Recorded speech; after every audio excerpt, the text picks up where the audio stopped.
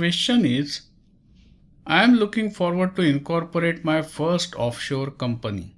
Where should I incorporate? Dubai or Singapore? So in this session, we are going to look at the comparative differences between these two jurisdictions from the viewpoint of company incorporation. So Dubai, as you know, is a center of Middle East and quite a prosperous economy. And Singapore obviously is in Southeast Asia and the financial center in Asia. So let's first talk about economic focus. So Dubai's economy is primarily oil focused, and in last few years Dubai has made efforts to reduce its reliance on oil economy and diversify its economy. However, till today largely it has remained dependent on oil primarily. Secondly, Dubai's economy is largely dependent on the Middle Eastern region, and then it also has very good connections with the Africa region. So if you look here, this is the place where Dubai is, and this is the Middle Eastern region. And Dubai also has excellent connections with various African nations. In comparison to this, Singapore's economy is quite diverse. It is quite broad based. It has oil refining, then there is shipping, there is a lot of international trade that happens through Singapore, then it is an airport hub, it has a very large banking sector, there is a large IT industry in Singapore. So that way Singapore economy is quite diverse, and it has a main focus in Southeast Asia, and then it also focuses on other Asian nations. So if you see on the map, this is where the Singapore is located, and within a reasonable distance you will notice that two large economies, India and China, are also within that range. So coming to the corporate taxation, Dubai has 0% corporate tax. So Dubai companies are not taxed on their income. However, there are a lot of other charges, taxes and levies. Those are imposed on Dubai residents. So it is not that all their income is really tax free. For example, oil companies pay 55% tax, banks pay 20% tax in Dubai. Import goods, whether those are imported in Dubai or pass through Dubai port through trade-free agreement, they are all charged 10% taxes.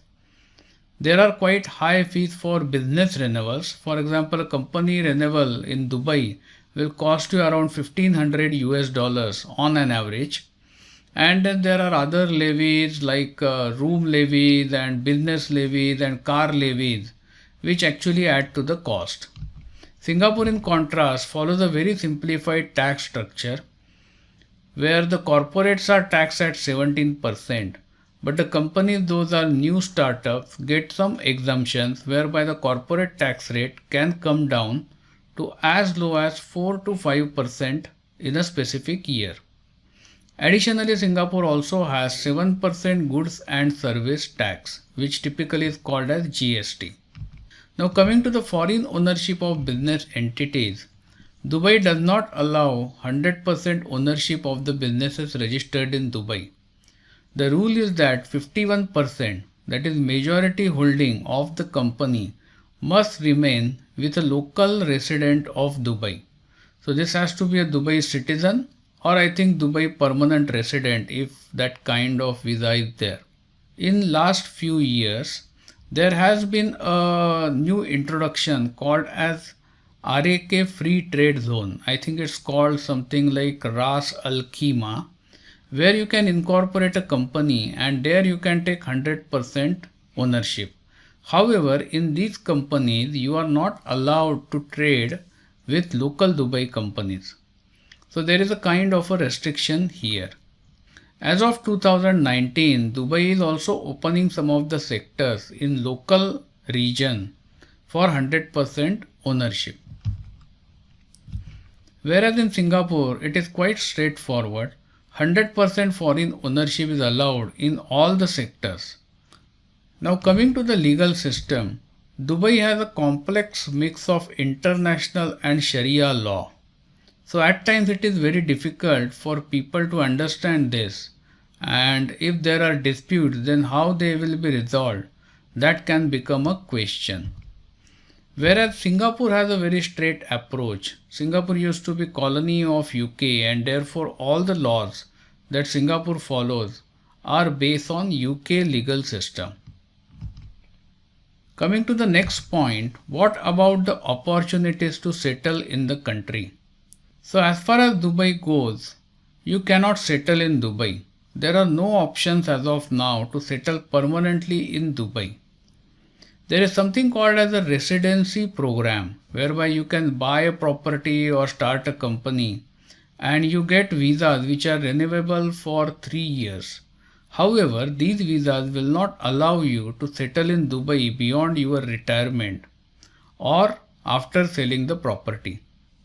In 2019, Dubai has started offering permanent residency. However, it is going to be restricted to only 2,500 expats, and those are going to be exceptional professionals in the field of medicine, engineering, scientists and artists. So they are introducing this program, and it needs to be seen how this program picks up. In Singapore, permanent residency and citizenship has been quite common, and every year close to 10,000 people get permanent residency as well as Singapore citizenship. So to summarize all this, if you are trading is primarily to and from Middle East region or to Africa region, then incorporating a company in Dubai makes sense. Otherwise, Singapore is a clear winner here. Thank you for watching this video. This video was brought to you by Epica Consulting Singapore. Subscribe to our channel today to get notified when new videos are posted.